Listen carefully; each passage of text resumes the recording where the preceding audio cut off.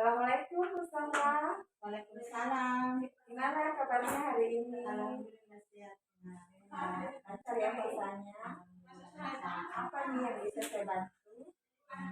Ini Bu, saya apa namanya akan diadakan sekolah di sini. Saya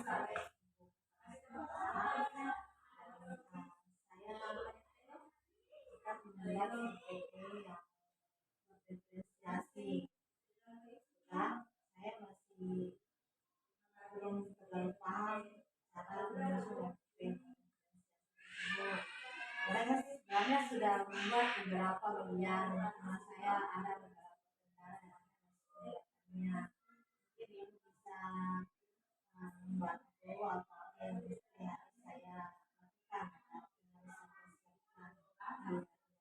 Jadi di sini tujuan Mustafa datang, misalnya akan disupervisi oleh kepala sekolah, tapi kemudian kelengkapan dalam hal RPP berdifferensiasi itu masih belum lengkap begitu ya Bu? Ya. Nah kira-kira kendalanya apa Bu sampai RPP-nya Ibu Sandra ini belum lengkap? Ya. Jadi kendalanya itu tadi karena saya masih minim belum terlalu paham cara menyusunnya. Jadi saya masih berpatokan dari SPP waktu yang kurikulum 2013. Cuma saya sudah ada sedikit perubahan. Cuma kendalanya ada beberapa bagian di SPP yang saya masih belum paham. Jadi ada kendala-kendala dalam menyusun RPP berdifferensiasi ini. Apakah Ibu Sohra tidak mencoba ataukah adakah teman dari sekolah Ibu Sohra yang sudah menyiapkan RPP berdifferensiasi ini? Ya, saya teman di sekolah sudah ada beberapa teman pelajar yang sudah punya dan sudah menggunakan diferensiasi. Saya sebenarnya sudah bertanya-tanya kepada mereka dan membuat cuma apa namanya saya mesti lagi mencari referensi lain yang itu lebih mengembangkan lagi. Adakah wadah lain yang kemudian Ibu Sohra gunakan untuk mencari tambahan referensi mengenai RPP berdifferensiasi?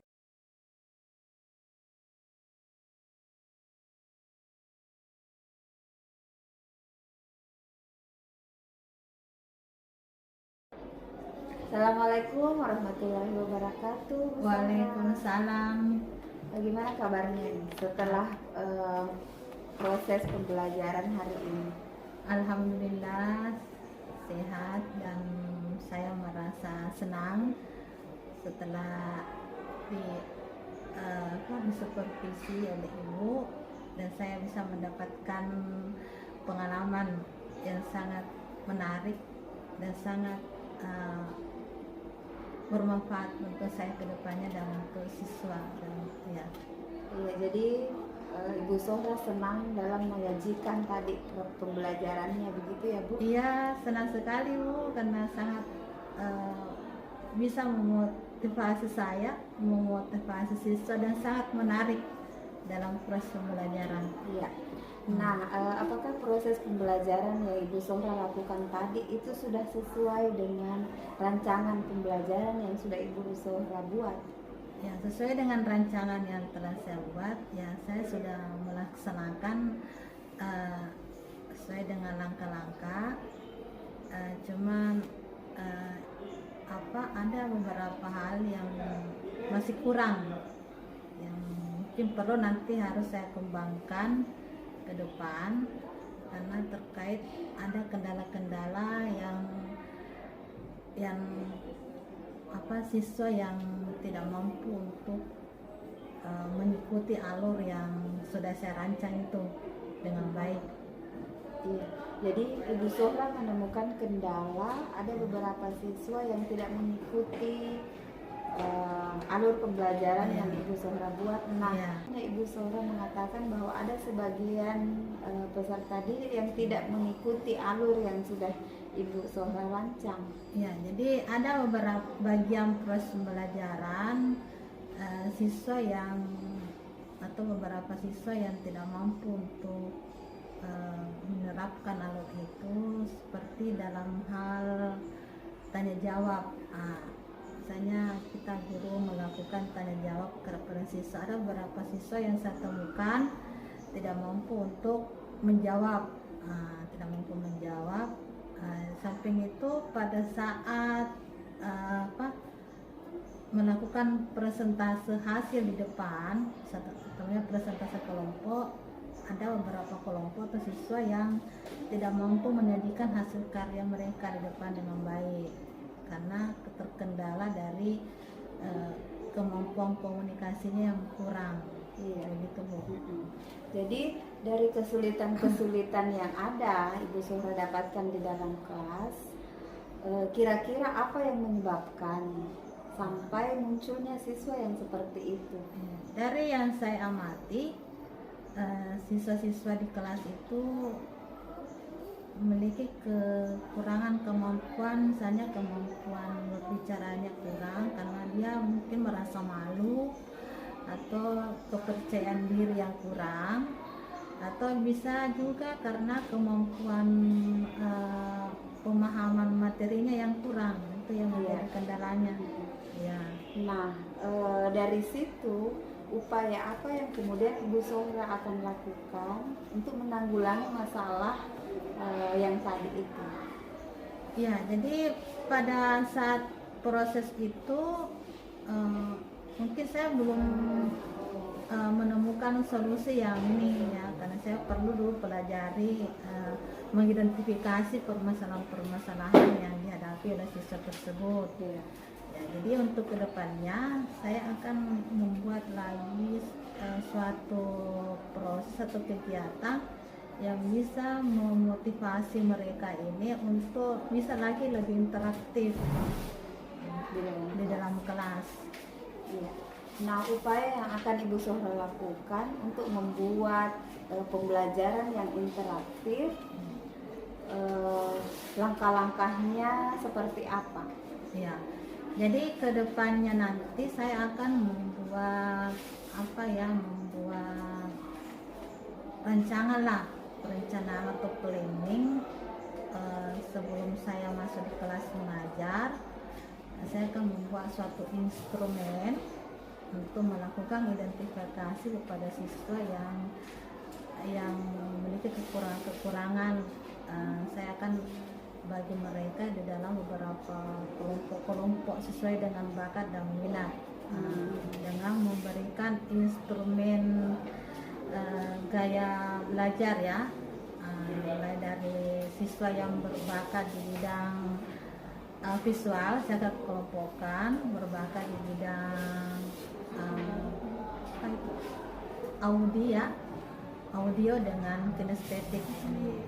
Saya kira cukup bagus dan menarik nanti kalau kita kelompokkan siswa sesuai dengan bakatnya. Dari situlah mereka akan lebih mengembangkan bakat mereka untuk kedepannya lebih interaktif lagi. Ya.